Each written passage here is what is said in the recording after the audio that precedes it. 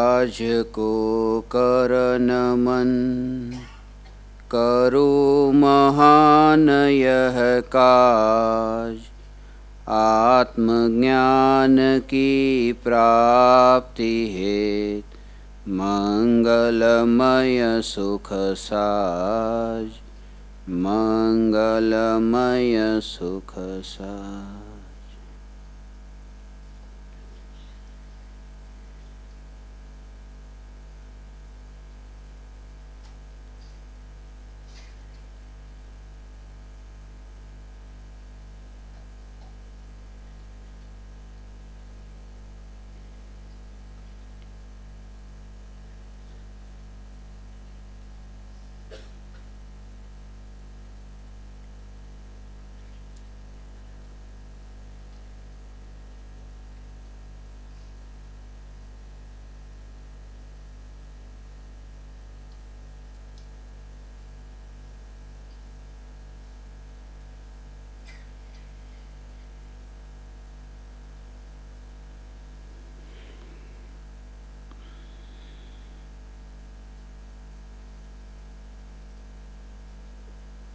चैतन्य स्वभावी भगवान आत्मा अनादि अनंत शुद्ध चैतन्य मात्र छे, ज्ञान मात्र छे। जो के भगवान आत्मा ने शुद्ध चैतन्य मात्र कहीए छे, पण भगवान आत्मा में मात्र चैतन्यपणु नथी, पण अनंत गुणोनो घनपिंड एवं आखू द्रव्य छे।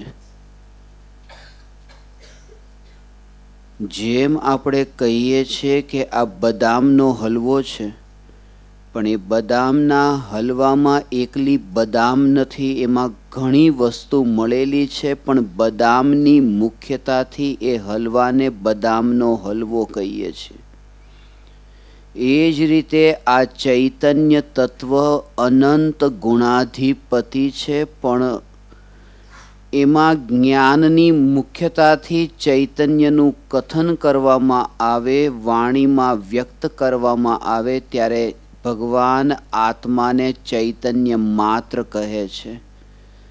ग्रंथाधिराज समय सारना अंतमा आचार्य कुंद कुंद देवे सर्व विशुद्ध ज्ञान अधिकारनी रचना करी छे। त्यां पण भगवान आत्मा ने आ शुद्ध चैतन्य मात्र कहीने ए स्पष्ट कर्यु के ज्ञानी ए छे जेने प्रति समये आ जागृति वर्ते छे। प्रवचन सांभळती वखते श्रोता कहे छे के अमने खबर छे जे वात तमे बतावी रह्या छो, तमे जे बतावो छो के हूँ चैतन्य मात्र छुं, अमने आ खबर छे, तेम छतांय ते नोटबुक में नोट्स बनावे छे। हवे खबर छे के हूँ चैतन्य मात्र छुं, बधुं लखे छे के आ तो अमने खबर ज हती, तमे कहो छो ठीक छे, पण ए खबरनो भाव ज्ञानी कहे छे बहु ऊंडो छे।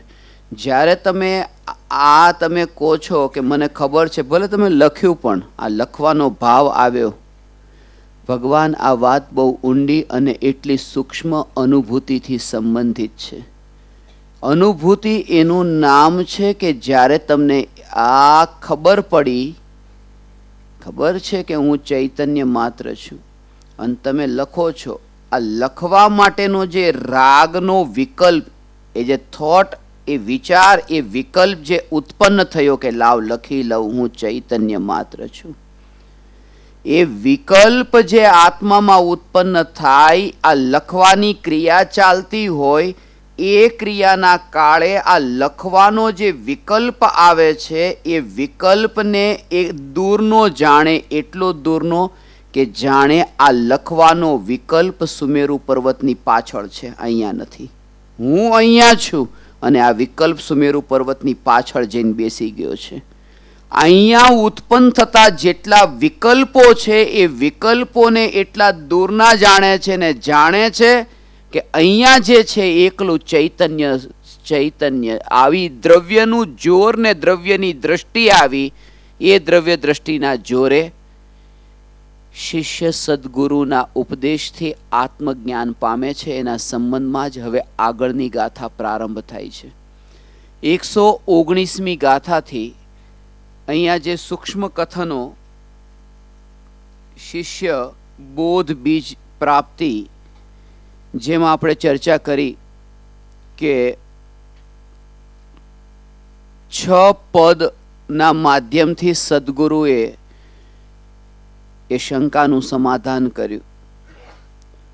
ખરેખર તો શિષ્યના પોતાના પુરુષાર્થથી જ શિષ્યને સમાધાન થયું, અને તેમ છતાંય શિષ્ય 119મી ગાથામાં કહે છે.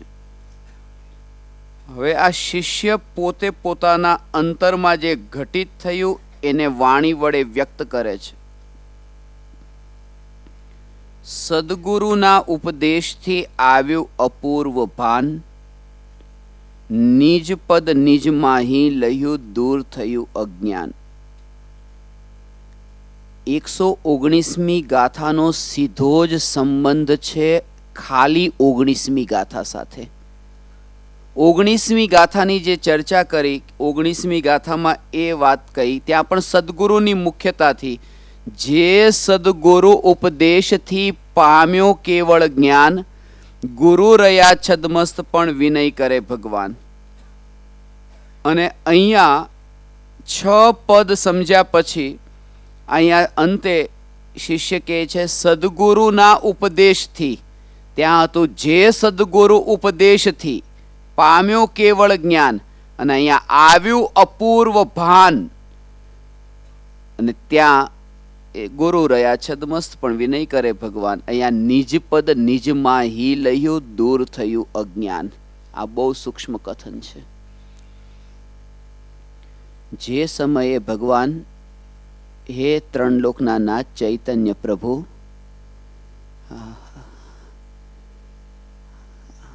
એક પણ જીવ હીન નથી, જેને તમે જાણો છો કે જે સૌથી છેલ્લી લાઈનમાં બેઠા છે, જેને કંઈ આવડતું નથી.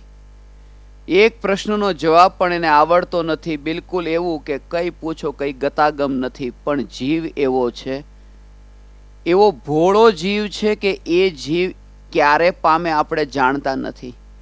અહીંયા આપણે બેઠા છીએ, 123 જીવો એવા છે.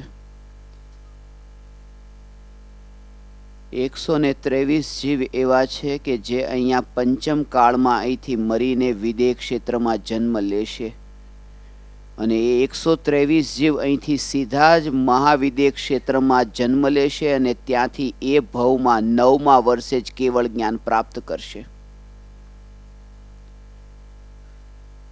આ 123 જીવ છે એ 21,000 વર્ષના પંચમ કાળની આ વાત છે.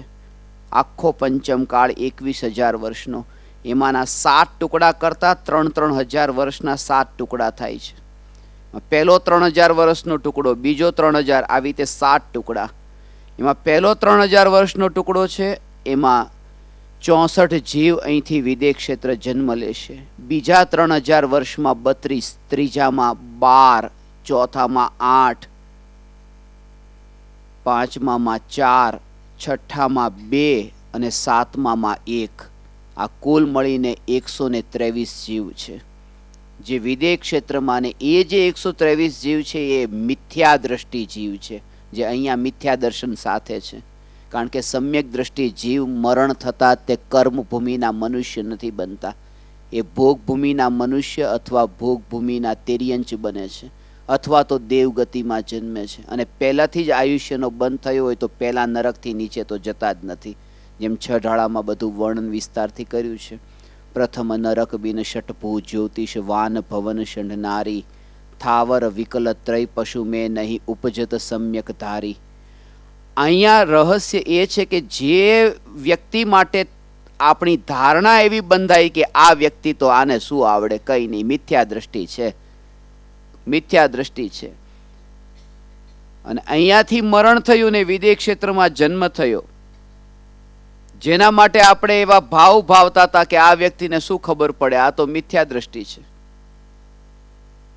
આને આ બિલકુલ કઈ એકડો આવડતો નથી, આને કોઈ જવાબ આવડતા નથી. 10 વર્ષ પછી આશ્રમમાં તમે બેઠા છો અને ભગવાનના મંદિરમાં ગયા અને ત્યાં જઈને તમે નવકાર મંત્રનો પાઠ કરો છો. ભગવાનના નમસ્કાર કરતી વખતે નવકાર મંત્રનો પાઠ કરો છો અને ત્યાં તમે બોલ્યા નમો અરિહંતાણમ. તમે એ આત્મા જેને હીન દ્રષ્ટિએ દેખતા હતા એને નમસ્કાર કરી રહ્યા છો. એ અરિહંત અવસ્થામાં છે, 9મા વર્ષે કેવળ જ્ઞાન પામી ગયું. 10 વર્ષ પછી હજી અહીંયા આશ્રમમાં જ બેઠા છે, પણ એ જીવ ત્યાં પામી ગયો. આરાધના સાર નામના શાસ્ત્રમાં આ વર્ણન કર્યું છે. ચર્ચા સાગરની અંદર આનો વિસ્તારથી પછી ખુલાસો કર્યો છે કે આવું થશે. એટલા માટે હે ચૈતન્ય પરમાત્મા, જ્યારે અમે આપને પરમાત્મા કહીએ છીએ, આમાં બહુ ઊંડા ભાવ છે કે કયો જીવ અહીંથી નીકળીને એ વિદેશ ક્ષેત્રમાં જાય, અમે હજી અહીંયા હોય ને એ કેવળ જ્ઞાન પામી ગયા હોય.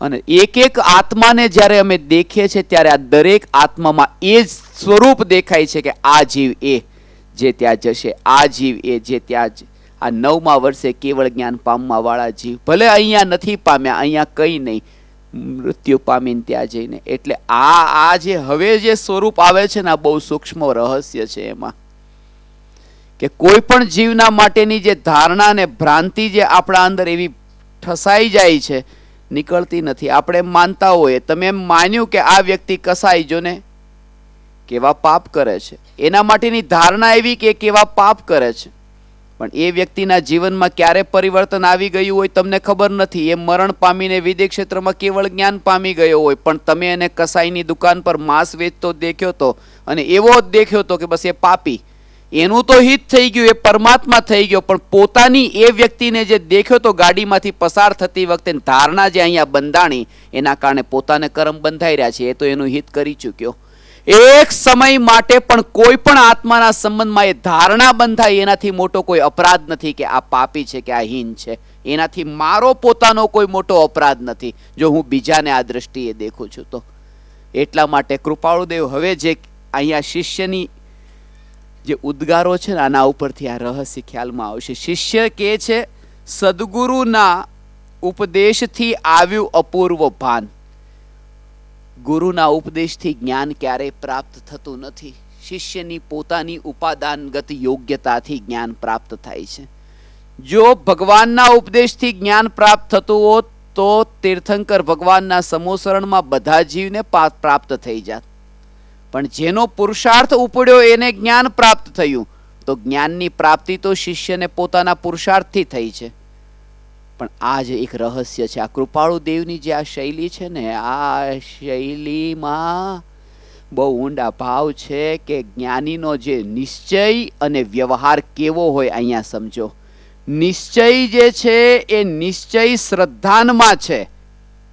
આ શ્રદ્ધાનમાં છે નિશ્ચય અને વાણીમાં છે વ્યવહાર. આ બંને વચ્ચેનો સમન્વય, આનું નામ છે આત્મજ્ઞાન. ખબર છે કે ઉપાદાનની યોગ્યતા પાકી એટલે સમ્યક દર્શન થયું, પણ વાણીનો વ્યવહાર એવો જોઈએ કે હે સદગુરુ દેવ, આપના નિમિત્તથી જ હું આ પામ્યો, આપ ન હોત તો મારું શું થાત. વાણીનો વ્યવહાર આવો જોઈએ. એ વાણીનો વ્યવહાર આવો હોય અને અંદર શ્રદ્ધામાં એ હોય કે ઉપાદાનની યોગ્યતાથી કાર્ય થયું છે. આ કથનોને આગળની ગાથાઓમાં વિસ્તારથી સ્પષ્ટ કરે છે. એ ગાથાઓમાં લેશું ત્યારે વધારે સ્પષ્ટ થશે. એમાં 120મી ગાથામાં આત્માનું સ્વરૂપ શિષ્યને જે ભાસ્યું છે એ કેવું છે કે નિજ સ્વરૂપ શુદ્ધ ચેતના રૂપ, અજર અમર અવિનાશી ને દેહાતીત સ્વરૂપ. આત્માનું સ્વરૂપ આવું અનુભવમાં આવ્યું છે. આ પણ ભેદ કરીને કથન કર્યું છે. ખરેખર તો એ તો નિર્વિકલ્પ અનુભવમાં તો કોઈ ભેદ જ નથી. શુદ્ધ ચેતના રૂપ. જેટલા પણ આ રાગના દ્વેષના વિકલ્પ છે, એ વિકલ્પ જે છે, વિકલ્પ ત્યાં તીરોભૂત એવા કે આ જે વિકલ્પ થતો તો પર્યાયમાં જ્ઞાનની પર્યાયમાં ભગવાન આત્મા નથી જણાતો ને જ્ઞાનની પર્યાયમાં આ વિકલ્પ જણાય છે, એવો વિકલ્પ કે હું ભગવાન આત્મા છું, હું ભગવાન આત્મા છું, હું ભગવાન આત્મા છું, આ વિકલ્પ વિકલ્પ વિકલ્પ આ વિકલ્પ જ જણાય છે. આ આત્મા નથી જણાતો. આ વિકલ્પ જવાનું નામ નથી લેતો. એનું કારણ એ છે કારણ કે માન્યતામાં એમ માન્યું છે કે વિકલ્પ જે છે એ વિકલ્પ વડે વિષયના ભોગો ભોગવાય છે, અને આ વિકલ્પ જ જો જતો રહેશે તો હું ભોગોને ભોગવીશ કેવી રીતે? એ અંદરમાં ઇન્દ્રિયના વિષયની સુખબુદ્ધિ જે છે એ સુખબુદ્ધિ આ વિકલ્પને પડવા નથી દેતી, કારણ કે વિકલ્પ જ જો જતો રહ્યો તો હું વિષયોને કેવી રીતે ભોગવું? અને એટલા માટે કીધું ક્ષણિકનો બોધ જ્યારે થાય છે ત્યારે જ નિત્યની અનુભૂતિ થાય છે. એ ખબર પડે કે આ જે કંઈ પણ બહારના વિષયો માટે હું આજે દોડ લગાવી રહ્યો છું, આ અનિત્યના માટે હું ઘણું બધું ગુમાવી રહ્યો છું. એક નાની એવી સ્ટોરી કે જેમાં એક વ્યક્તિ માછીમાર છે, માછલાને પકડવા માટે સવારમાં તળાવે જાય છે ને ત્યાં એવી રીતે, હવે અજવાળું થયું નહોતું, અંધારું હતું, માછલાઓ બધા હજી સૂતા હતા, ઉઠ્યા નહોતા. હવે કરવું તો શું? નવરો માણસ હતો માછીમાર કે હજી સૂરજ ઉગે ને અજવાળું થાય પછી માછલા પકડું. તો પછી તરત જ એમાં થેલી મળી અને થેલીમાંથી આમ કે કાંકરા હતા કે લાવ ને આ કાંકરા હું ફેંકું. નવરો માણસ શું કરે? કંઈ ને કંઈ કામ કરે, આમ કે એક એક કરીને ફેંક્યું અને પછી આવી રીતે એક એક કરીને ફેંક્યું. ત્યાં સૂરજ ઉગ્યો ને ત્યાં જોયું તો ખબર પડી કે છેલ્લો એક પથ્થર રહી ગયો હતો, પણ જોયું તો પથ્થર નહોતો, એ તો હીરો હતો. ત્યારે એને ખબર પડી કે અત્યાર સુધી જેટલા મેં આમ ફેંક્યા એ તળાવની અંદર બધા હીરા જ ફેંકી દીધા. અંધારામાં દેખાણું જ નહીં કે આજે ફેંકી રહ્યો છું એ હીરા ફેંકી રહ્યો છું. એ સ્ટોરી લખનારા મને થોડાક દયાળુ લાગ્યા. એટલા માટે દયાળુ લાગ્યા કારણ કે એણે એક તો રહેવા દીધું. પણ આપણી જિંદગી એવી છે કે એક પળ પણ છેલ્લે નથી રહેતી. સત્ય તો એ જ છે કે એક પળ પણ નથી રહેતી ને આમ નામ વેડફાય છે. અને એ એટલા માટે કીધું કે જે પણ તમે સાંભળો છો ને એ સાંભળવામાં પ્રયોગ કરો. પ્રયોગ કરવાનો અર્થ એ નથી તમારી ક્રિયા બદલાઈ જાય. કોઈ ક્રિયા નથી બદલાતી. પ્રયોગનો અર્થ એ છે કે ક્રિયાની અંદર જાગૃતિ આવે છે. તમારી કોઈ પણ ક્રિયા નથી બદલાતી. તમે મિત્રો સાથે મળવા જાઓ છો, તમે વાતો કરો છો, તમે ફરવા જાઓ છો, તમે ભોજન કરો છો, ચાલો છો, અહીં સુધી કે તમે અહીંયા પ્લેગ્રાઉન્ડની અંદર તમે આ રમો છો, વોલીબોલ રમો, કંઈ પણ તમે કોઈ પણ એ જે રમી રહ્યા છો ક્રિયા તમારી કોઈ બંધ નથી થતી, ખાલી અંદરની જાગૃતિનો બોધ પ્રગટ થઈ જાય છે. બસ આનું નામ જ આત્મજ્ઞાન છે. આત્મજ્ઞાન આનું નામ છે કે ક્રિયા નથી બદલાતી, કારણ કે ક્રિયાના કારણે અધર્મ હતો જ નહીં.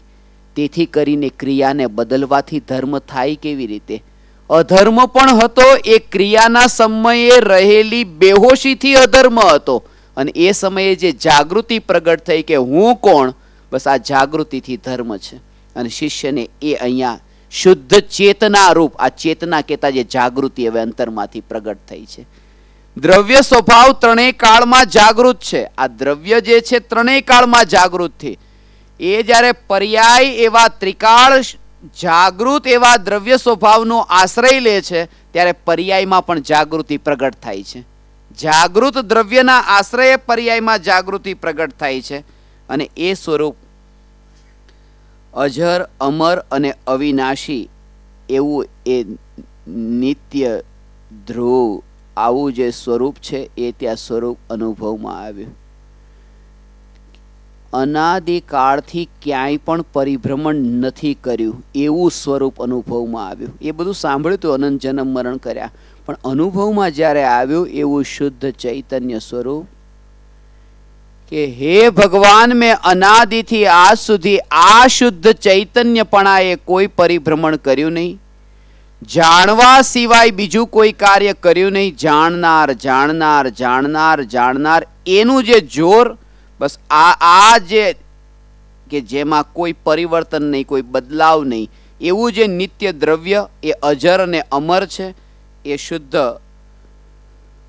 અવિનાશી છે અને દેહાતીત સ્વરૂપ છે. એ દેહમાં છે એવું લાગે છે, પણ પછી એ દેહમાં નથી. એ દેહમાં રહીને પણ દેહથી જુદું છે. કારણ કે સ્વભાવથી આ ઓળખાણ થઈ. હવે હું ત્યાં નથી.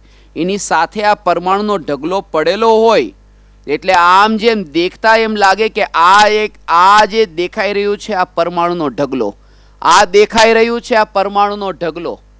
આ પરમાણુના ઢગલાથી વિશેષ બીજું જ્ઞાનીઓને કંઈ નથી દેખાતું ને. એટલા માટે જેવી રીતે આ બધી વસ્તુઓ પડેલી દેખાય છે એવી રીતે ત્યાં શરીરના પરમાણુનો આમ ઢગલો, એ ઢગલાથી અલગ એવું જે ધ્રુવ પરમાત્મા પરમાત્મા પરમાત્મા એટલે આમ એક સાથે, આમ બે એક સાથે દેખાય છે. કોઈ પણ એક વ્યક્તિ સામેથી આવે છે એમાં એક નથી દેખાતું, બે દેખાય છે. એક તો આમ શરીર અલગ અને એક આ ચૈતન્ય તત્વ અલગ. આમ એકમાં બે દેખાય છે. મળદાનો ઢગલો અલગ દેખાય છે અને પરમાત્મા અલગ. આવી જ્યાં દ્રષ્ટિ પ્રગટ થઈ ગઈ ત્યાં એ દ્રષ્ટિને અહીંયા ભેદ જ્ઞાન કીધું અને એ ત્યારે પ્રગટ થયું. અહીંયા જ્યાં અનુભવમાં આવ્યું ને ત્યાં.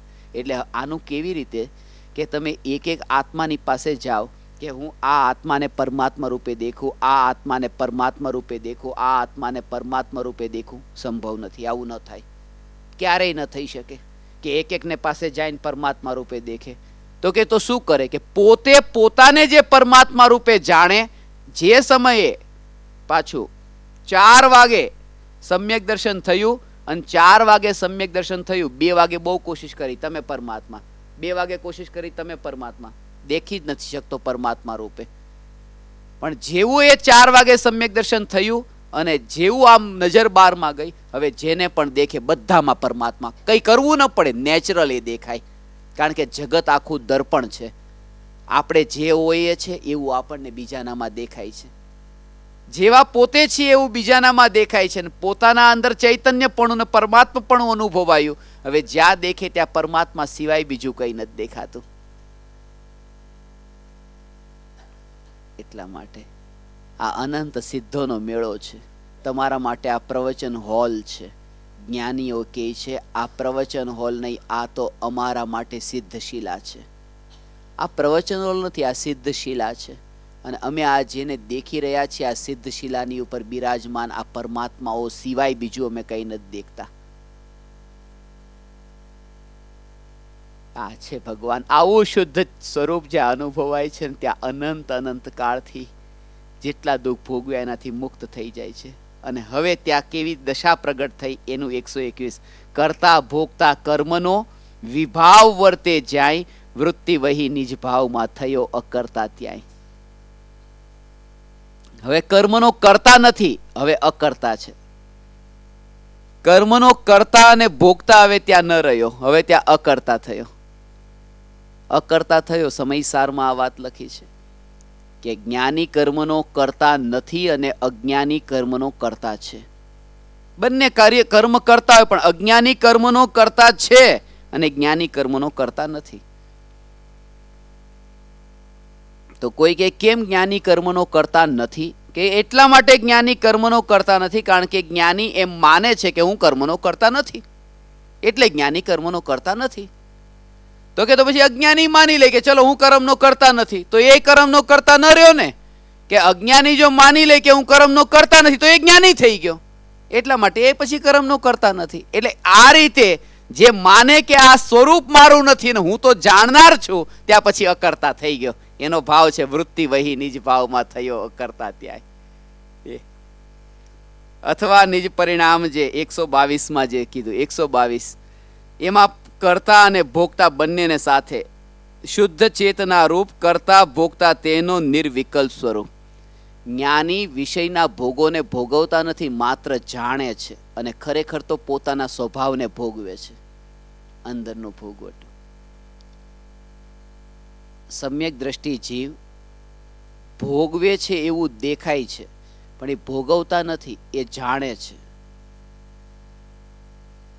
ચક્રવર્તી કી સંપદા इंद्र सरीखे भोग काग वीट सम समझते सम्यक दृष्टि लोग. કાગડાની જે વીટ હોય ને એ વીટ સમાન સમ્યક દ્રષ્ટિ જીવ ચક્રવર્તીની સંપદાને દેખે છે, કાગડાની વીટ સમાન. આના ઉપર સમજી લેવું કે જ્ઞાની કેવી રીતે ભોગવી શકે પછી એ સુખ, એ વૈભવ, એ બહારના ભોગોને. એ ભોગવતા નથી, એ ઉદયથી જે પ્રાપ્ત છે એને જાણે છે, એ ભોગવતા નથી. એને કાગની વીટ સમાન સમજે છે. અને કાગડાની વીટ કીધી એમ, બીજી કોઈ વીટ નહીં, બીજા કોઈનું નામ ન લીધું, કાગડાનું કીધું કે કોઈ કામની નહીં. કે બીજી બધી વીટ જે કોઈ માનો કે આ બધાના અંદર જે છે કે ગાયનું હોય તો ગાયનું ગોબર કહેવાય, એના નામ અલગ અલગ છે. કાગડાની હોય તો વીટ કહેવાય, ગાયનું હોય તો ગોબર કહેવાય, ભેંસનું હોય તો છાણ કહેવાય, ઘોડાની હોય તો લાદ કહેવાય, બકરીની લીંડી કહેવાય, પછી મનુષ્ય હોય તો એની વિષ્ટા કહેવાય. બધાના નામ અલગ અલગ છે. વાત એક જ છે બધી, પણ નામ અલગ અલગ રાખ્યા, એને રિસ્પેક્ટ આપવું પડે. તો એ બધાના નામ અલગ અલગ રાખી દીધા, પણ અહીંયા કાગડાનું નામ લીધું. કાગ વીટ સમજતે કે પેલું ગોબર તો છાણામાં કામમાં આવે, ક્યારેક જો અગ્નિ પ્રગટાવી હોય તો છાણા બને, એના ઘોડાની લાદે કામમાં આવે, પછી આવી રીતે એવી રીતે મનુષ્યની વિષ્ટા સુવરને કામમાં આવે, પણ કાગડાની વીટ કોઈ કામની નહીં. એટલા માટે કાગડાની વીટનું દ્રષ્ટાંત આપ્યું કે જ્ઞાની ચક્રવર્તીની સંપદાને કાગડાની વીટ તરીકે દેખે છે. હવે કેમ ભોગવે? ભરત ચક્રવર્તીનું દ્રષ્ટાંત તમને ખબર ને, તેલનો કટોરો કેવી રીતે હવે ભોગવે? જ્યાં દેખાય છે કે આ અનિત્ય છે અને આગલી સમયે જાણીતું અજાણ્યું થઈ જાય, ત્યાં ભોગવટો નથી, ત્યાં માત્ર એ ઉદયનો જાણનારો છે. એટલા માટે અહીંયા કીધું મોક્ષ કયો નિજ શુદ્ધતા, તે પામે તે પણ સમજાવ્યો સંક્ષેપમાં સકળ માર્ગ નિર્ગ્રંથ. મોક્ષ અને મોક્ષનો ઉપાય. હવે અહીંયા જે છે ને, અહીંથી ગાથા શરૂ થઈ છે 119મી ગાથાથી. હવે આમાં એક રહસ્ય સમજવા જેવું છે. શિષ્યએ જે 6 પદ સમજ્યા છે ને, એ 6 પદની સમજણ થઈ ત્યારે કેવી રીતે અનુભવથી થઈ એ 6 પદ 119મી ગાથામાં આત્મા છે આ સ્વરૂપ બતાવ્યું છે. 120મી ગાથામાં આ અજર અને અમર અને અવિનાશી આ નિત્યતાને બતાવે છે, આત્મા નિત્ય છે. 121માં કર્તા ને ભોગતા, એટલે આ ત્રીજું અને ચોથું પદ આવ્યું. 122માં કર્તા અને ભોગતા, અને 123માં મોક્ષ અને મોક્ષનો પંથ. મોક્ષ કયો નિજ શુદ્ધતા, તે પામે તે પંથ. આ રીતે કરીને 6 પદનું સ્વરૂપ અહીંયા શિષ્યએ બોધ બીજની પ્રાપ્તિમાં આ 6 પદ પોતે વ્યક્ત કર્યા, જે સમજમાં આવ્યા છે. સકળ માર્ગની 124મી ગાથા પછી કે અહો અહો શ્રી સદગુરુ કરુણા સિંધુ અપાર, આ પામર પર પ્રભુ કર્યો અહો અહો ઉપકાર. આ રીતે 125માં પણ કે હે સદગુરુદેવ, હું આપના ચરણમાં હવે શું ધરું? તો કે સૌથી શ્રેષ્ઠ છે એ આપના ચરણમાં હું ધરું. નાની નાની વસ્તુ તો શું ચરણમાં ધરવી, કઈ મહાન વસ્તુ હોય આપના ચરણમાં હું ધરું? તો કે સૌથી મહાન છે એ તો આત્મા છે. હવે એ હું આપના ચરણમાં કેવી રીતે ધરું? કારણ કે એ તો આપે મને આપ્યો છે. એનો અર્થ આ શું? પ્રભુ ચરણ કને ધરું આત્માથી સૌહીન, તે તો પ્રભુએ આપ્યો વર્તુ ચરણાધીન. ખાલી એટલું જ કે આપના દ્વારા ચરણાધીન વર્તવાનો અર્થ એ છે કે જે આ ઉપદેશ પ્રાપ્ત થયો છે, બસ હવે હું એનો પ્રયોગ કરીશ. પ્રયોગ કરીશ એ જ ગુરુના આચરણમાં, ગુરુના ચરણનું સેવન કર્યું. ને પ્રયોગનો અર્થ એ જ કે વિતરાગ પરિણતિમાં પ્રતિ સમય શુદ્ધિની વૃદ્ધિ નિરંતર થતી રહે. બસ આવો જે પુરુષાર્થ છે, આ પુરુષાર્થ તે ગુરુના ચરણનું સેવન કર્યું. આ ગુરુને વર્તુ ચરણાધીન, એનો આ અર્થ થયો. આ દેહાદિ આજથી વર્તો પ્રભુ આધીન, દાસ દાસ હું દાસ છું તે પ્રભુનો દીન. આ બધા જે છે ને, આ જેટલી ગાથા હોય 127 સુધી, એ 127 સુધી ગાથા જે છે એમાં બધામાં અહીંયા જે શબ્દનો પ્રયોગ થયો, આ જે છે ને દાસ દાસ હું દાસ છું તે પ્રભુનો દીન, આ પ્રભુ શબ્દનો પ્રયોગ થયો. આના ઉપરથી નિશ્ચય વ્યવહારનો સમન્વય આગળની ગાથાઓમાં આવે છે, એમાં આપણે લઈશું. છઠ સ્થાનક સમજાવીને ભિન્ન બતાવ્યો. આ 50મી ગાથા અને 127મી ગાથા, આ બંનેમાં જે સ્વરૂપ જે છે ને, બેમાં આ એક દ્રષ્ટાંત બેમાં આવ્યું હતું. 50મી ગાથાનું 127 ગાથા સાથેનું કનેક્શન છે, જે તલવારનું અને મ્યાનનું દ્રષ્ટાંતથી શિષ્યને સમજાવ્યું હતું. ત્યારે શિષ્ય હવે એ જ એનાથી જ ઉત્તર આપે છે કે મ્યાન અને તલવાર વચ્ચે જે મને સમજાવ્યું એ રીતે, જે રીતે પોતાને પ્રાપ્ત થયું એ રીતે જ હવે સદગુરુને અહીંયા ષટ સ્થાનક સમજાવીને ભિન્ન બતાવ્યો આપ. म्यान थकी तलवारवत ए उपकार अमाप। હવે 128મી ગાથાથી આ ઉપસંહાર છે. 128મી ગાથાનું કનેક્શન છે 44મી ગાથા સાથે, 44.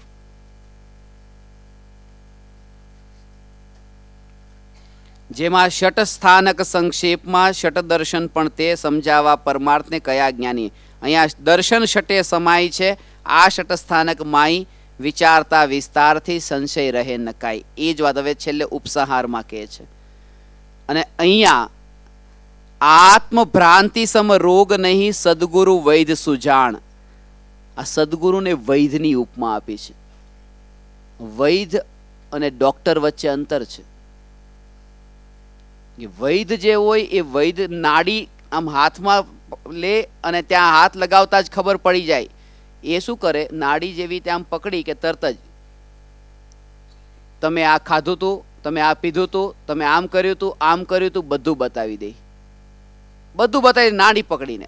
અને ડોક્ટર હોય એ ડોક્ટર નાડી પકડીને ન બતાવી શકે, પણ એ પૂછે બોલો શું ખાધું તું, આ શું કર્યું તું, બધું પૂછી લે. પૂછીને પછી છેલ્લે હવે કઈ દવા આપી એનો વિચાર કરે. એટલે આ વૈધ સદગુરુ ડોક્ટર નથી, સદગુરુને વૈધની ઉપમા આપે છે. સદગુરુ વૈધ સુજાણ, શિષ્યને ઓળખી લે છે. એ વૈધે તો નાડી પકડવી પડે છે, પણ અહીંયા તો એટલું પણ નહીં, ખાલી દૂરથી શિષ્યને દેખતા જ ખબર પડે કે આ શિષ્ય પાત્ર છે. પાત્રતાને ઓળખી લે છે અને એ પાત્રતા ઓળખી લે છે. એટલા માટે આ સદગુરુ વૈધ સુજાણ અને ગુરુ આજ્ઞા સમપથ નહીં ઔષધ વિચાર ધ્યાન. અહીંયા પછી ફરીથી ઔષધિ વિચારને ધ્યાનને ઔષધિ કીધી છે. આ વિચારથી સાધના શરૂ થઈ અને ધ્યાનથી સાધના સફળ થઈ. આ વિચાર બહુ અગત્યનો છે.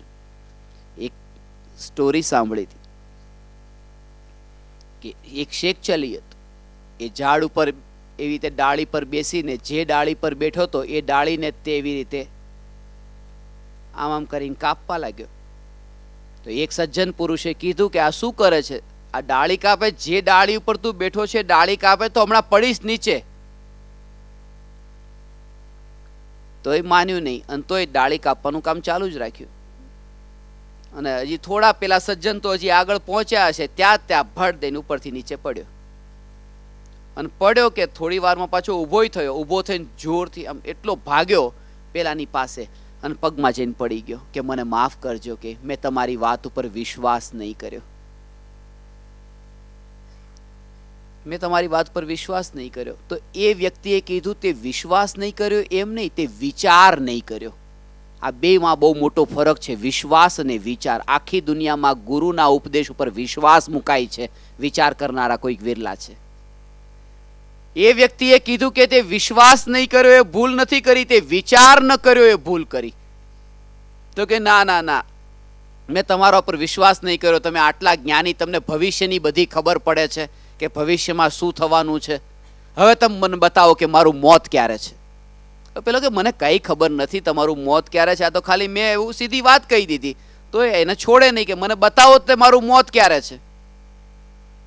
કારણ કે તમે ભવિષ્યનું જાણો છો ને તમે જેવું કીધું ને 2 મિનિટ પછી હું નીચે પડ્યો. નહીં તો આવી ખબર તમને કેવી રીતે પડે? તમારી પાસે જ્ઞાન કંઈક ઊંચું જ્ઞાન છે. બતાવો કે મારું મોત ક્યારે છે. પેલા કે મને નથી ખબર, તો એ કે ના મને બતાવો. પછી એમને એટલો ગુસ્સો કે જા હમણાં થોડી વારમાં મરી જઈશ. અને થોડી વારમાં મરી જઈશ એમ કીધું અને થોડીક વાર થઈ ત્યાં આમ કરીને તડપવા લાગ્યો, ત્યાં જઈને પછી આમને ઢળી પડ્યો. એટલે એ લોકોને ત્યાં પછી બધા લોકો ભેગા થઈ ગયા. એટલે આ માણસ એમ થયું કે આ તો ગયો. કે પછી એની બધી તૈયારી કરી, નનામી આ તેને બધું એને ત્યાં સુવરાઈ દીધો અને પછી લઈને જવાનું થયું. હવે આગળ જતા 2 રસ્તા હતા કે શમશાનમાં કયા રસ્તેથી જવું. તો બધા લોકો વિચાર કરે કયો રસ્તો નજીકનો. તો આ બોલ્યો અંદરથી કે હું જતો ત્યારે આ રસ્તે જ જતો હતો. તો કે તું તો મરી ગયો છો ને. કે હા હું મરી જ ગયો છું. આમણે કીધું એ ખોટું થોડું હોય, બધું ભવિષ્યનું જાણે છે. હું મરી જ ગયો છું. એ વિશ્વાસ કે હવે તો મને વિશ્વાસ બેસી ગયો કે એ ખોટું હોય જ નહીં, હું મરી જ ગયો છું, પણ આ રસ્તો નજીકનો છે. કે એ વ્યક્તિએ કીધું કે તે ભૂલ કરી. એ ભૂલ એ નહીં કે વિશ્વાસ ન કર્યો, તે વિચાર ન કર્યો. એટલા માટે મોક્ષના માર્ગ માટે વિચાર કરે એ જીવ પામે છે, વિશ્વાસ કરે એ નથી પામતા. અને વિશ્વાસુ બહુ મળે છે, બહુ મળે છે. બધા કાગળ લખ્યા હોય નીચે નથી લખતા આપનો વિશ્વાસુ, બધા કેટલા કાગળો પર છેલ્લે છેલ્લે બધા આપનો વિશ્વાસ કરનારા જગતમાં ઘણા મળે, પણ આપનો વિચારક, આ વિચારક બહુ ઓછા હોય છે. વિચાર કરનારા, એ વિચારનો કૃપાળુદેવનો જે અહીંયા ભાવ છે ને એ બહુ ઊંડો ભાવ છે, વિચાર. એટલા માટે વિચારને ઔષધ વિચાર ધ્યાન કીધું છે. વિચાર કરે, અને ક્યાં વિચાર કરવો ને ક્યાં વિશ્વાસ કરવો આ સમજી લેવું. કારણ કે બધે પછી તમે કહો વિચાર કરવાનું કીધું છે પ્રવચનમાં, હું વિચાર કરીશ. મમ્મીએ કીધું છોકરાને, બેટા તારા પપ્પા છે, તો કે હું વિશ્વાસ નહીં કરું, વિચાર કરીશ. કારણ કે કીધું તું કે વિચાર કરવો, વિશ્વાસ નહીં કરવો. હવે તમે શતરંજ રમવા, ચેસ રમવા બેઠા હો, ત્યાં તમે પછી એવી રીતે આ હાથી છે, આ ઘોડો છે, આ ઊંટ છે, હવે પેલો કે આ ઊંટ છે, તો કે ના હું વિશ્વાસ ન કરું, હું તો વિચાર કરીશ આ ઊંટ છે કે નહીં. આ શતરંજ રમતી વખતે, ચેસ રમતી વખતે ત્યાં જે છે કે એ આ ઘોડો છે, આ હાથી છે, આ જે છે ને એના ઉપર વિશ્વાસ કરવો. કારણ કે ખેલ છે. ખેલ બે વ્યક્તિની સહમતિથી ખેલાય છે. જેમાં બે વ્યક્તિની સહમતિ હોય ત્યાં તો વિશ્વાસ કરવો. આ બધો ખેલ. અને જિંદગીના આ જે સંબંધો છે ને એ બધા પણ એક મોટો ખેલ છે. એટલે એના ઉપર તો વિશ્વાસ કરવો. અને અંતરની જે યાત્રા છે એનો વિશ્વાસ ન કરવો, એના માટે વિચાર કરવો. અંતરની યાત્રા એકલાની યાત્રા છે, અને આ બધું જે બહારનો ખેલ એ બીજા સાથે મળીને ખેલાય છે. ત્યાં તો વિશ્વાસ ઉપર ચાલવું અને અહીંયા વિચાર ઉપર ચાલવું. આ બેનો ભેદ બહુ સૂક્ષ્મ છે, સમય ઓછો છે, પણ એના ઉપર આ બધા જે ટોપિક કહું છું, સમય ઓછો છે, એ બધા એક કેસેટની અંદર કાલે જો તમને અહીંયા આપવામાં આવશે, એ કેસેટમાં બધા જ વિષયો છે. એક એક ઉપર લગભગ 15-15 કલાકના આ બધા પ્રવચનો છે. વિચાર ને વિશ્વાસ ઉપરના હમણાં 15 કલાકના શિબિરોમાં થયા હતા. એટલે ક્યાં વિશ્વાસ કરવો, ક્યાં વિચાર કરવો, અને વિશ્વાસ કેટલો ખતરનાક છે એના ઉપર આપણી જે 6 ઢાળાની પુસ્તક છે ને એમાં એક ગાથા લખી છે. વિશ્વાસ બહુ ખતરનાક છે. વિશ્વાસ તુમને મુझे દિયા, ઘણું કે હું તમને વિશ્વાસ આપું, તમે ચિંતા નહીં કરો એમ. વિશ્વાસ તુમને મુझे દિયા, કભી ન मैंने ગ્રહણ કિયા, क्योंकि मैं जानता था कि उसी विश्वास में विश्वास है. ये विश्वास છે, વિશ્વાસમાં વિષ્ણુ વાસ છે. વિશ્વાસ બહુ ખતરનાક છે, અને અંદરમાં હોવો જોઈએ વિચાર. એ વિચાર અનુભૂતિ રૂપે પરિણમી જાય છે. પહેલેથી માની લીધું કે આ છે, આત્મા છે નહીં, પહેલાથી માની લીધું કે આત્મા નથી, આ ખોટું. વિચાર કરે અને વિચાર કરીને એ નિર્ણય સુધી પહોંચે કે સત્ય શું છે. એ પોતાની શોધ છે, એ અંતરની યાત્રા છે. આ ભીડનો માર્ગ નથી, આ એકલાનો માર્ગ છે. આ એકલાનો માર્ગ છે. ભીડ, અધ્યાત્મમાં ભીડ નથી હોતી. એટલા માટે સંગઠનો જે ધર્મના ભેગા થાય કે એક યુનિયન આપણે બનાવીએ, ધાર્મિક લોકોનું યુનિયન, આ ધાર્મિક લોકોના યુનિયન હોતા જ નથી. યુનિયનની જરૂર ધર્મ માટે નથી પડતી. આ યુનિયન એ અધર્મ માટે હોય છે, ધર્મ માટે નથી હોતા. તમને જો કહેવામાં આવે ને કે ચલો એક કામ કરો, એક હિન્દુને કીધું કામ કર, સામે પેલી મસ્જિદ છે ને તોડી નાખ, તો કે ના, કે હું કેવી રીતે તોડું, કે હમણાં હું જાઉં તો કોઈ મને મારે. પણ એકલા માણસને જો તોડવાનું કીધું તો ન તોડી શકે, પણ એક સાથે 100 જણાનું ટોળું હોય કે ચલો તૂટી પડો, તો બધા જતા રહેશે. મસ્જિદને તોડ્યો, મંદિરને તોડવું હોય તો એક મુસ્લિમ નહીં તોડી શકે, ભીડની જરૂર પડશે કે ચાલો બધા તૂટી પડો. મંદિર મસ્જિદ તોડવા માટે સંગઠનોની જરૂર છે. ધર્મ માટે સંગઠન ન જોઈએ. એ એકલાનો માર્ગ છે, એના એકલાનો માર્ગ છે. અંતરની યાત્રા એકલાનો માર્ગ છે. તો પછી સંઘ હતો, શ્રાવક શ્રાવિકા મુનિ આર્જિકા, આ શું હતું? એ સંઘ હતો, એ સંગઠન નહોતું. અને સંઘ સંગઠનમાં ફરક છે. એના એ બધા રહસ્ય સમજવા જેવા છે. સંગઠન જે છે એ સંગઠન અને સંઘમાં ફરક છે. સંગઠનમાં આ બધી એકતા મળીને આમ એકતા, આ યુનિયન આખું તૈયાર કર્યું, અને સંઘની અંદર યુનિયન તૈયાર નથી કર્યું, ભેગા થઈને એકઠા નથી થયા. સંઘનો અર્થ છે સમાન પરિણતિ વાળા આત્માઓનું સાથે હોવું. આનું નામ સંઘ. સમાન પરિણતિ વાળા આત્માઓનું સાથે હોવું આ સંઘ છે. એ કોઈ યુનિયન તૈયાર નથી કર્યું કે ચાલો આપણે બધા ભેગા મળીને કોઈની સામે મોરચો કાઢીએ. દેશમાં મોરચો કાઢવો હોય તો ભીડની જરૂર પડે. એકલો માણસ કેવી રીતે? આ ભીડ ત્યાં જરૂર પડે છે. અને જ્ઞાની કહે છે અમારે ભીડ નથી જોતી. એટલે ઘણી વાર પ્રવચનની અંદર ક્યાંય એવું બને કોઈ એક વ્યક્તિ બેઠી હોય, એક છે, કઈ વાંધો નહીં, બે છે કઈ વાંધો નહીં, કારણ કે સત્યને સંખ્યાની કોઈ પડી નથી હોતી. સત્ય જે છે સત્ય બહુ મહત્વનું છે, સંખ્યા મહત્વની નથી. સંખ્યા એના માટે છે જો તમારે બીજાનાથી આગળ જવું છે તો સંખ્યા જોઈએ કે મારી પાસે 5000 છે, તમારી પાસે કેટલા 2000, હું તમારાથી મોટો. તમારી પાસે 5000 છે, કાલ હું 7000 કરીને બતાવું, હું તમારાથી મોટો. આના માટે જોઈએ. બાકી અંદરની યાત્રા માટે એને સંખ્યા ઉપર જોર નથી હોતું, સત્ય ઉપર જોર હોય છે. આ અંતરની યાત્રાનું જોર સત્ય ઉપર હોય છે, કારણ કે જાણે છે કે અહીંથી દેહ છૂટ્યો, 10,000 અહીંયા મારી સામે છે, પણ 10,000 મારી સામે અહીંયા છે, દેહ છૂટ્યો એક પણ નથી. આ દેહ જ ત્યાં નથી તો બાકી બધા તો શું? એ બોધ અંદરમાં લઈને બેઠા છે, એટલા માટે રુચિ નથી રહી. સત્યની રુચિ છે, કારણ કે સત્ય આવતા ભવમાં સાથે જશે, પણ આ ભીડ આવતા ભવમાં સાથે નહીં જાય. એટલે સત્યનું જોર જ્ઞાનીને છે, એના સંબંધમાં જ આગળની ગાથાઓ છે. જો ઈચ્છો પરમાર્થો કરો સત્ય પુરુષાર્થ. જો ભવસ્થિતિ આદિ નામ લઈ છેદો નહીં આત્મા. આ સ્વચ્છંદી થવા વાળા જીવ માટેની હવે જે આ વર્ણન જે છે ને, આ 130મી ગાથા, આ આપણી છેલ્લે જે શિબિર થઈ હતી એ શિબિર ક્રમબદ્ધ પુરુષાર્થ, આ એનાથી લગતી આ વાત આવી ગઈ. કરો સત્ય પુરુષાર્થ, કે પુરુષાર્થ એ ક્રમબદ્ધ છે તો શું કામ કરવાનો?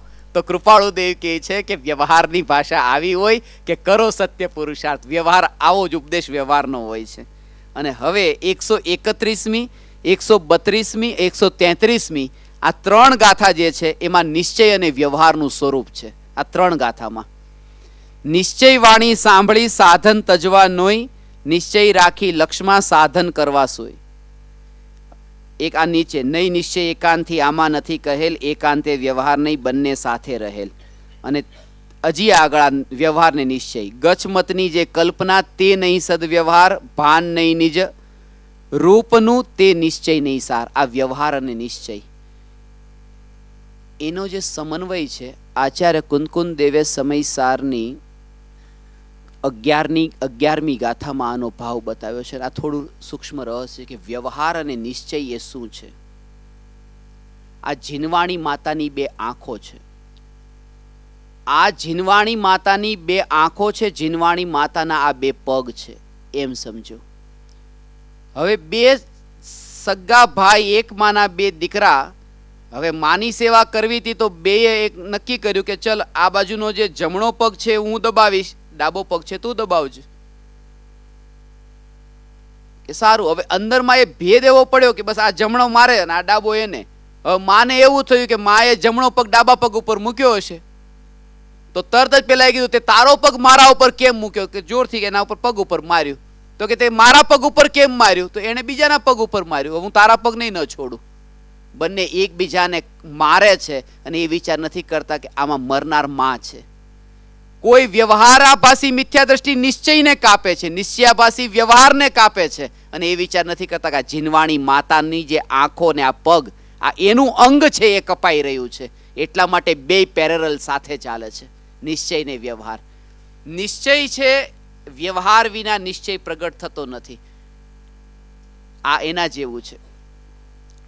અહીંયા ધરમપુરમાં ખબર નથી કેળા નંગ ઉપર મળે છે કે વજન ઉપર, પણ વજન ઉપર જો કેળા મળતા હોય તો આપણને ખબર છે કે કેળા જે આપણે બજારમાંથી વજન ઉપર મનો કિલો લઈ આવ્યા કે 100 રૂપિયાના કિલો છે, તો 100 રૂપિયાના કિલો લાવ્યા, આપણને ખબર છે ગાંઠ ખાવાનું નથી, છાલ ખાવાનું નથી, તોય 100 રૂપિયા ચૂકવીને આવ્યા. ફેંકી જ દેવાના છે જેવા, અને એ ફેંકી દેવાના છે. તો કેમ ચૂકવીએ છીએ? એનું કારણ છે કે જો એ કેળાની છાલ એટલી મહત્વની છે કે અંદરનું જે કેળું જે ખાઈએ છે એની રક્ષા કરનારી આ છાલ છે, એટલા માટે એ છાલના એટલા જ પૈસા ચૂકવ્યા જેટલા કેળાના ચૂકવ્યા છે, કારણ કે એને રક્ષા કરી છે છાલની. વ્યવહાર છે એ છાલ છે, એ નિશ્ચયની રક્ષા કરનારો છે. કે આવો વ્યવહાર તો બહુ સારો, જે નિશ્ચયની રક્ષા કરનારો. પણ કે ક્યાં સુધી? જ્યાં સુધી કેળું ન ખાવાનું હોય ત્યાં સુધી. જ્યારે ખાવાનો વારો આવે ત્યારે છાલ કાઢીને ફેંકી દેવાની. એવી રીતે નિશ્ચય જ્યાં પ્રગટ થયો ત્યાં વ્યવહાર છૂટી જાય છે, પછી વ્યવહાર પકડતા નથી જ્ઞાની. આ નિશ્ચયની પ્રાપ્તિ સુધીનો આ વ્યવહાર છે. એટલે આ 2 વચ્ચેનો સમન્વય જાણવો. નિશ્ચય જે છે એ અંદરની વસ્તુ જે અનુભવમાં આવે છે, અને વ્યવહાર છે એ નિશ્ચયનો રક્ષક છે. અને ખાસ વાત એ કે જેટલો નિશ્ચય પ્રગટ થાય એટલો જ વ્યવહાર છોડવો. વ્યવહાર છોડવા જેવો છે, પણ નિશ્ચય, ઘણા લોકોને આદત હોય કેળું ખાય એમાં જેટલું જેટલું કેળું ખાવું એટલી જ છાલ કાઢે આમ ઉપર પરથી એમ. એટલે જેટલો નિશ્ચય અંદરમાં પ્રગટ થતો જાય એટલો વ્યવહાર છૂટતો જાય એમ. અને ખબર છે કે આપણું જ કેળું થઈ ગયું છે, પણ ઘરે લાવીને છાલ નથી કાઢતા. ત્યારે જ તે કે જ્યારે ખાવાનું હશું ત્યારે એની છાલ કાઢશું. વ્યવહાર અને નિશ્ચય. બદામ અને બદામ, આ એક બદામનું ઝાડ, તમને દુનિયામાં એક જ ઝાડ એવું છે મારી નજરમાં કે જે ઝાડનું નામે બદામ હોય, એના અંદર ઉગે, એના ફળનું નામે બદામ હોય, એની અંદરથી પછી નીકળે એનું નામે બદામ હોય. આ બધું બદામ જ હોય. નહીં તો ઓલું હોય આંબાનું ઝાડ હોય, એના ઉપર ઉગે કેરી, એના અંદર જે નીકળે એ ગોટલું, એ નામ અલગ હોય. આ ઝાડ હોય લીમડો, એની અંદર હોય લીંબોળી, એની અંદર હોય થળિયા, આ બધું નામ અલગ હોય. પણ અહીંયા તો એક જ તે ઝાડ એ બદામનું, અંદર ઉગે એ બદામ, ને એની અંદર એ બદામ, બધું બદામ જ છે. એ બદામ તમે લઈને આવ્યા, પણ બદામની જે કિંમત છે એ કિંમત એટલી જ આપણે ચૂકવીને લાવીએ છીએ કે જેટલી એના ઉપરનું છિલકું જે છે એનું કડક એ નહીં તે, કારણ કે એ રક્ષા કરનારું છે. આ રક્ષા કરનારાની બહુ કિંમત છે. એટલા માટે વ્યવહારની આ મહિમા બતાવી કૃપાળુ દે કે વ્યવહાર પણ એટલો જ ઉપયોગી છે.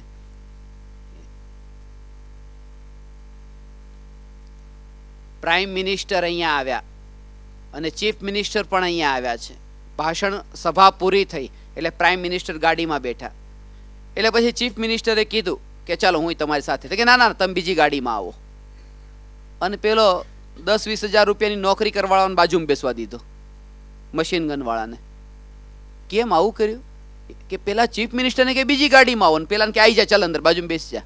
એનું કારણ છે કારણ કે પેલો રક્ષા કરનારો છે, આ ચીફ મિનિસ્ટર રક્ષા નહીં કરે. આ વ્યવહાર છે એ નિશ્ચયની રક્ષા કરનારો છે, એટલા માટે વ્યવહારનું મૂલ્ય છે.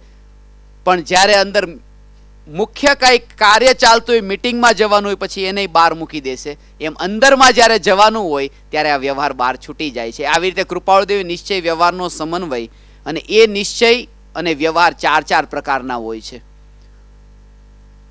એના બહુ વિસ્તાર તો નથી કરતા, પણ એના 8 પ્રકારના એવી રીતે વ્યવહાર અને નિશ્ચય છે.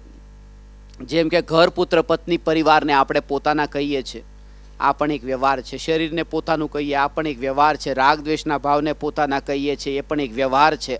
અને આત્માની નિર્મળ પર્યાયને ને ગુણભેદોને આત્માના કહીએ, એ પણ એક વ્યવહાર છે. આ રીતે ઉપચરિત સદભૂત વ્યવહાર નહીં, અનુપચરિત સદભૂત વ્યવહાર નહીં, ઉપચરિત સદભૂત વ્યવહાર નહીં, અનુપચરિત સદભૂત વ્યવહાર નહીં. આ રીતે 4 પ્રકારના વ્યવહાર નહીં હોય છે. ને એના બહુ પ્રયોજનો છે. એના ઉપર પણ લગભગ 56-50 કલાકના કંઈક પ્રવચનો છે, એ નેટ પરથી તમને મળશે. આ રીતે આ 8 પ્રકારના નહીં, એવી રીતે અશુદ્ધ નિશ્ચય નહીં, એકદેશ શુદ્ધ નિશ્ચય નહીં, સાક્ષાત શુદ્ધ નિશ્ચય નહીં, જેનું બીજું નામ છે પૂર્ણ શુદ્ધ નિશ્ચય નહીં, અને એક છે પરમ શુદ્ધ નિશ્ચય નહીં. આ રીતે નિશ્ચયના ભેદો છે.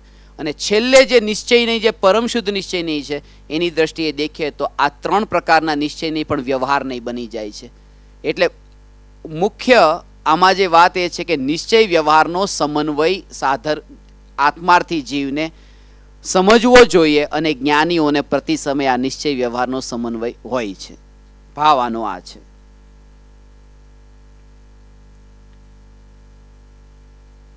આગળ જ્ઞાની થઈ ગયા, વર્તમાનમાં હોય, થાશે કાળ, ભવિષ્યમાં માર્ગ ભેદ નહીં કોઈ. આ જે ગાથામાં આપણે ચર્ચા કરી હતી 36મી ગાથામાં, એ જ વાત અહીંયા.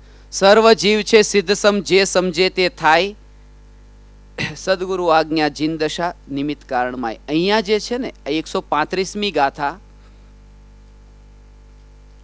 એમાં ફરીથી આ નિશ્ચય અને વ્યવહારનું પાછું અહીંયા કે નિશ્ચય સાથે વ્યવહાર હોય, એકલો વ્યવહાર નહીં. નિશ્ચય હોય તો વ્યવહાર છે, નહીં તો એને વ્યવહાર પણ ન કહેવાય. આનો અર્થ તમને ખબર પડી ગયો હશે કે જેવી રીતે કોઈ વ્યક્તિ જમાઈની સાથે એવી રીતે સાસરીના પક્ષમાં જાય તો એની સાથે 4 મિત્રોને લઈને જાય. પહેલાના જમાનામાં આવું થતું, 4 મિત્ર સાથે જતા હતા અને એક હજામ સાથે જતો કે વખાણ કરવા, થોડું આમ કરે તો પેલા લોકોને એમ લાગે છોકરીવાળાને કે અમારા જમાઈના કોઈક છે એમ, નહીં તો એમ લાગે આ કોઈ આનું કોઈ હશે નહીં, કોને અમારી દીકરી આપી દીધી અમે એમ. તો આવી રીતે એમ તો આવું થતું, તો એ લઈને જતા. હવે 4 જણા મિત્ર ને 5મો છે હજામ, 6 જણા ગયા.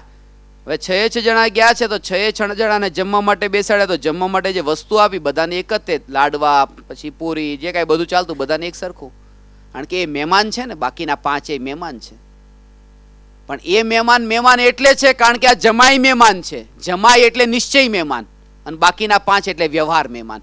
નિશ્ચય મહેમાન હોય તો વ્યવહાર મહેમાન છે. અને એ કઈ વખત એવું બને 2-4 મહિના પછી જમાઈ આવ્યા જ નહીં, 5 જણા પહોંચી જાય તો પેલા કે કોણ છો ભાઈ, જાઓ, ઓળખતા નથી. કારણ કે નિશ્ચયની સાથે હોય આ તો વ્યવહાર છે, નિશ્ચય વગર ના હોય તો કઈ નહીં. એવી રીતે જે શુભ ભાવ છે જ્ઞાનીઓએ વ્યવહાર ધર્મ કીધો એ ત્યારે કે વિતરાગ ભાવ વાળો નિશ્ચય ધર્મ પ્રગટ્યો હોય તો, નહીં તો નહીં. એકલો શુભ ભાવ હોય તો વ્યવહારથી પણ ધર્મ નથી, નિશ્ચયથી તો નથી પણ વ્યવહારથી પણ નથી. કારણ કે નિશ્ચય સાથે વ્યવહાર હોય છે. એ વ્યવહાર હોય છે ને એ વ્યવહાર પછી છોડવા યોગ્ય છે. કારણ કે બધાને પછી જયારે જવાનો વારો આવશે ત્યારે ભલે જેટલા મિત્ર આવ્યા છે એને 11 રૂપિયા 21 રૂપિયાનો ટીકાટીલો જે કરવો હોય એ કરી નાખશે, પણ દીકરીનો હાથ છે તો જમાઈને આપશે, બાકી બધાને નહીં, એકને. એવી રીતે એક વ્યવહાર તો ઘણા પ્રકારના છે, એમાં સમર્પણ બધું નથી કરવાનું. સમર્પણ કરવા યોગ્ય તો એક જ છે, નિશ્ચયનો વિષયભૂત એવો ત્રિકાળી ધ્રુવ ભગવાન આત્મા, એમાં સર્વસ્વ સમર્પણ કરવું. આ વ્યવહાર અને નિશ્ચયનો સમન્વય કે વ્યવહાર છોડવા યોગ્ય છે પણ છોડવામાં પણ આનંદ નથી, ત્યાં પણ ખેદ વર્તે છે. એ સ્થિતિ એવી છે. આ તમારી ઘડિયાળ થોડી ફાસ્ટ ચાલે છે એની, એમ લાગે 5 મિનિટ થઈ હજી.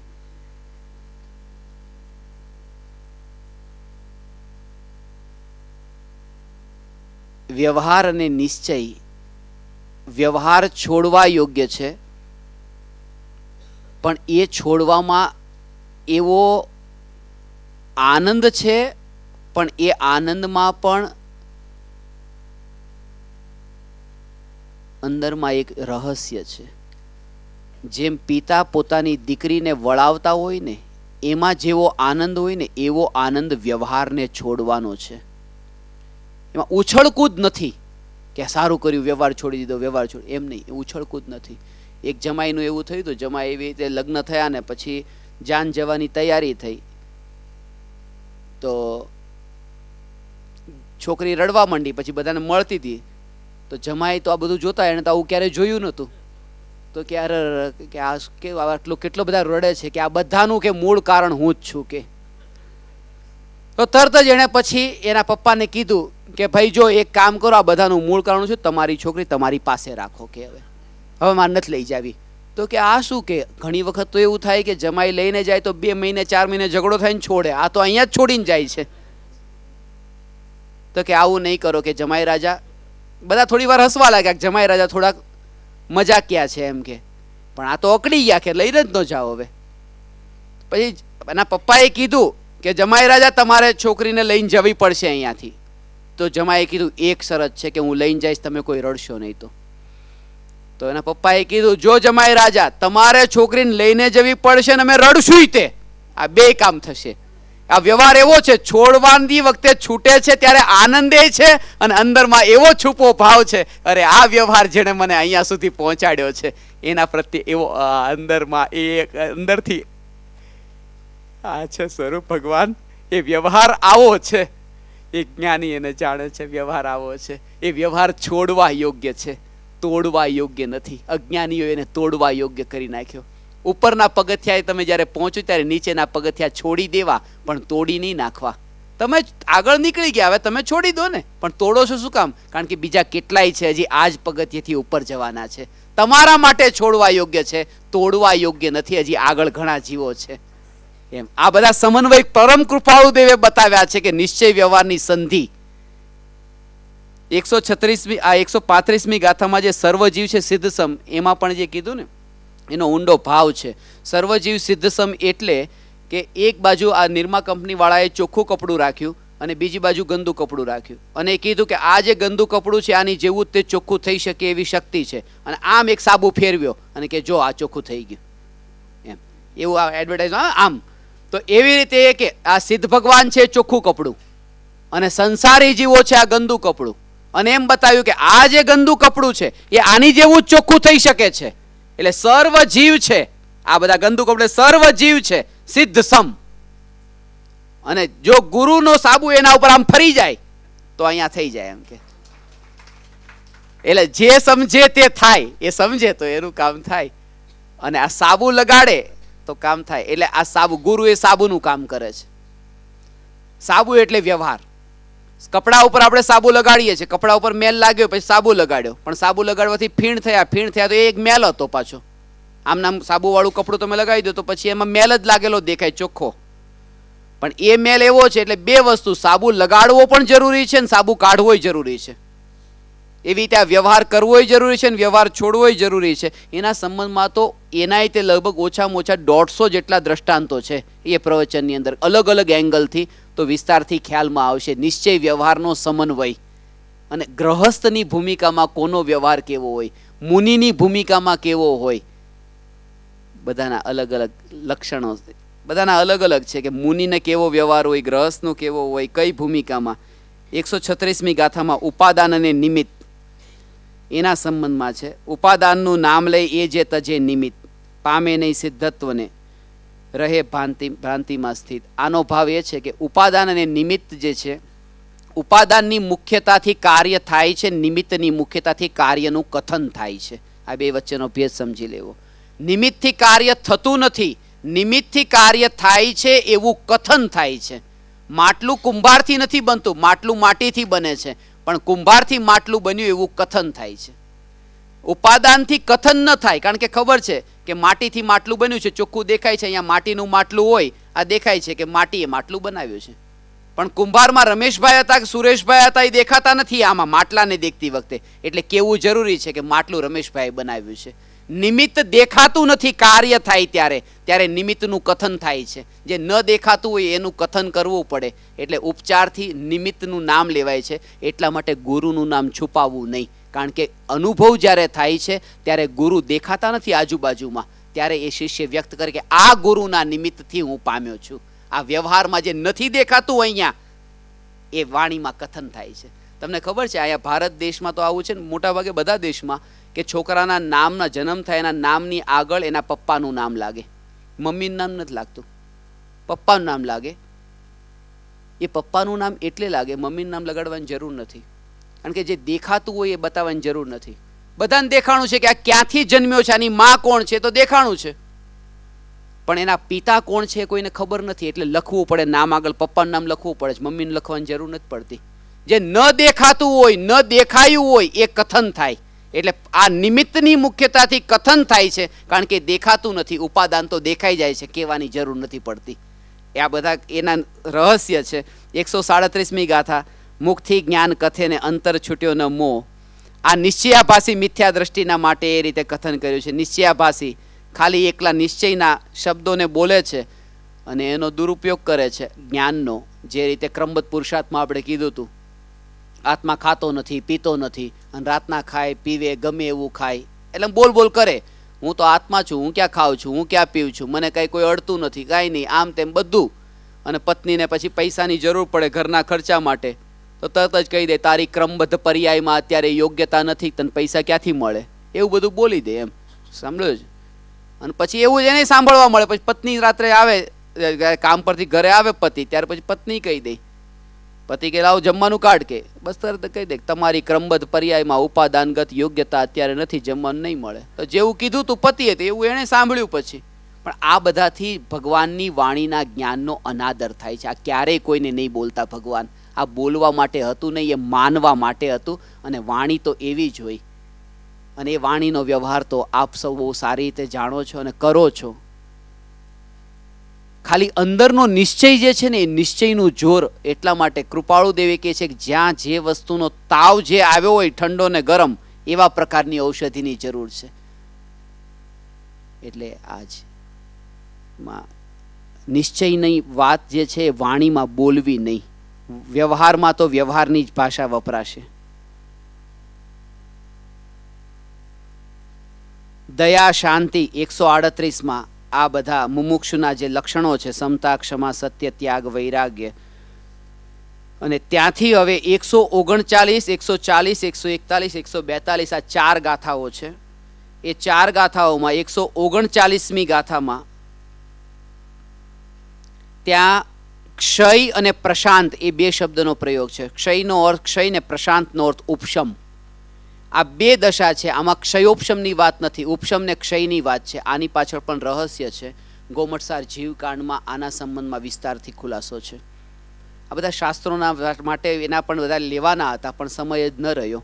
હજી કાલે હજી થોડીક કોશિશ કરી લઈશું, થોડો સમય જો તો બાકી કયા કયા શાસ્ત્રોમાં આના સંબંધમાં, જે આત્મસિદ્ધિ શાસ્ત્રમાં ગોમટસાર જીવકાંડ, તિલોએ પણત્તીમાં, છ ઢાળામાં, પુરુષાર્થ સિદ્ધિ ઉપાયમાં, મોક્ષમાર્ગ પ્રકાશક, રત્નકરણ, શ્રાવકાચાર, પ્રવચનસાર, નિયમસાર, સમયસાર, અષ્ટપાઉડ, આ બધા ગ્રંથોમાં આત્મસિદ્ધિ કેવી રીતે, કયા એક એક વાક્ય તમે જો ખબર પડે, એના કનેક્શન, ડાયરેક્ટ કનેક્શન એની સાથે મળતા દેખાય. અલગ વાત છે, કંઈક નિરાળી વાત છે આ. એટલે જો હજી યોગ હશે ને, ક્યારેક હજી એવો જો યોગ હશે ને, કર્મના, જેમ તમે કીધું ને, એકાદો રૂપિયો બાકી રહી ગયો હોય મારો તમારો, તો બીજી વાર મળવાનું જો કદાચ થઈ જાય તો ગોઠવશું હજી આ બધા વિષયો જે બાકી રહી ગયા છે. એ મોહ ભાવ ક્ષય, આ ઉપશમ અને ક્ષય, આ બે જે છે એનું વર્ણન કર્યું છે. કારણ કે શ્રેણી બે પ્રકારની હોય છે, ઉપશમ શ્રેણી અને ક્ષપક શ્રેણી. ક્ષયોપશમની શ્રેણી નથી હોતી, કારણ કે ક્ષયોપશમિક સમ્યક દ્રષ્ટિ શ્રેણી માંડવાને પાત્ર નથી. એમાં ચલમલ ને અગાઢ નામના દોષ હોય છે. આનું વર્ણન પણ ગોમટસારમાં કર્યું છે, ગોમટસાર જીવકાંડમાં. અને હવે જે 140મી ગાથા છે, આમાં જે છે 140મી ગાથામાં સકળ જગત એ એઠવત અથવા સ્વપ્ન સમાન, તે કહીએ જ્ઞાની દશા, બાકી વાચા જ્ઞાન. આના સંબંધમાં 2 મિનિટ થોડું ચલાવી લઈએ છે, છેલ્લો દિવસ છે, ચાલશે ને 2 મિનિટ? તો એના માટે એ કે સકળ જગત એ એઠવત અથવા સ્વપ્ન સમાન. સ્વપ્ન સમાનનો અર્થ બહુ ઊંડો છે. કોઈ પૂછે કે આત્માને પામવાની વિધિ શું, આત્મામાં આવવાની, લીન થવાની વિધિ શું, એની વિધિ શું? આનો એક ભાવ એ છે, જો આની કોઈ વિધિ નથી હોતી. પહેલી વાત, વિધિ કોઈ નથી હોતી. તમે અહીંયા અત્યારે ધરમપુરમાં ઊંઘી રહ્યા છો અને સપનું આવ્યું અને સપનામાં તમે અમેરિકા પહોંચી ગયા. હવે તમારે ધરમપુર આવવું છે. ધરમપુર આવવાની વિધિ શું? ધરમપુર આવવાની વિધિ એ કે પહેલાં તમે ન્યુયોર્કની એ સ્ટ્રીટ ઉપર ફરતા હતા, પહેલાં તમે ટ્રાવેલ એજન્ટને પકડો, પહેલાં ટિકિટ ખરીદો, એરપોર્ટ પર જાઓ અને પછી ત્યાંથી વિમાન પકડો અને પછી તમે અહીંયા ભારત આવો, પછી ત્યાં મુંબઈથી પછી ધરમપુર માટે નીકળો. આ બધી વિધિ છે ધરમપુર પાછા આવવાની. એક જ ઉપાય છે, જાગવું. જાગી ગયા, ધરમપુર આવી ગયા. ધરમપુર આવી ગયા નહીં, હતા જ તે, ખાલી ભ્રમણામાં પહોંચી ગયા હતા અમેરિકા. એટલા માટે આત્માને પામવાની વિધિ નથી, ખાલી જાગ્યો. આ સપનું દેખે છે, સપનામાં જેમ અમેરિકા પહોંચી ગયો એમ દેખે, સપનામાં આ શરીર મારું છે, આ છોકરા મારા છે, સપનામાં. અને જ્યારે આપણને સપનું આવતું હોય ને ત્યારે આપણને એ યાદ જ નથી આવતું, કે એવો વિચાર પણ નથી આવતો કે આ સપનું છે. એ જાગ્યા પછી ખબર પડે કે મને સપનું આવ્યું હતું, સપના વખતે નથી. એટલે આત્મજ્ઞાન થયા પછી જ્ઞાની જાણે છે કે એ જે હતું ભૂતકાળમાં આ બધું સપનું હતું. એટલે અહીંયા કીધું અથવા સ્વપ્ન સમાન. સ્વપ્ન સમાનનો ભાવ આ છે કે જ્ઞાન થયા પછી તે આખું જગત એ એઠવાડ અથવા સ્વપ્ન સમાન જણાય છે. આ રીતે 141મી ગાથામાં પછી એ કહ્યું કે 5 સ્થાનકનો વિચાર કરી છઠ્ઠે વર્તે, એટલે મોક્ષના માર્ગ પર ચાલે છે, એને 5મું સ્થાનક એટલે કે મોક્ષની પ્રાપ્તિ થાય છે, એમાં કોઈ સંદેહ નથી. અને છેલ્લે 142મી ગાથા જે છે, 142મી ગાથામાં દેહ છતાં જેની દશા વર્તે દેહાતીત. આમાં પણ રહસ્ય છે કે જેમ દેહ છતાં જેની દશા વર્તે દેહાતીત, એવી રીતે વિકલ્પ છતાં જેની દશા વર્તે વિકલ્પાતીત. એટલે કે એ દરેક સમયે એટલું દૂરનું દેખે. એટલે કે આ પરમાણુઓ જેમ આ શરીરના અહીંયા છે ને આ શરીરના આ શરીરના આ શરીરના આ શરીરના પરમાણુઓને જ્યારે દેખે, જેટલા દૂરના, એમ આનો ભાવ એ છે, આ અહીંયા નથી, અહીંયા, આ અહીંયા નથી, આ અહીંયા છે, આ અહીંયા નથી, આ અહીંયા છે, સામે આંગળી જેમ ચીંધી, અહીંયા નથી, આ અહીંયા છે, અહીંયા છે, અહીંયા છે, એમ આ અહીંયા નથી, આ પણ અહીંયા છે, એને સામે. એટલું દૂરનું, અને એનો વિચાર ન કરવો પડે, અંદરથી ગોળો છૂટો પડી ગયો નાળિયેરના ગોળાની જેમ. આ દશાને ભગવાન દેહાતીત દશા કીધી છે. બહુ સૂક્ષ્મ રહસ્ય આત્મસિદ્ધિ શાસ્ત્રમાં છે. જેટલો સમય આપણને મળ્યો એટલા સમયમાં આપણે આના પર ચર્ચા કરી. ફરીથી આજે 8 મિનિટ વધારે લીધું, છેલ્લો દિવસ હતો અને અહીંયા એટલે 142 ગાથાની પૂર્ણાહુતિ પણ થતી હતી. હજુ આ 142 ગાથાઓને હવે સમયસારમાં જે 25 ગાથાઓથી વધારે ગાથા છે એના નંબર અને બાકી શાસ્ત્રોના માત્ર નામ લેવાશે, બાકી બધો એટલો સમય નથી. એના માટે આવતીકાલે સવારે આપણે મળીશું. અહીંયા આપ પરમાત્માએ એકાગ્રતાપૂર્વક સાંભળ્યું. આપની ભાવનાઓનો આદર કરું છું.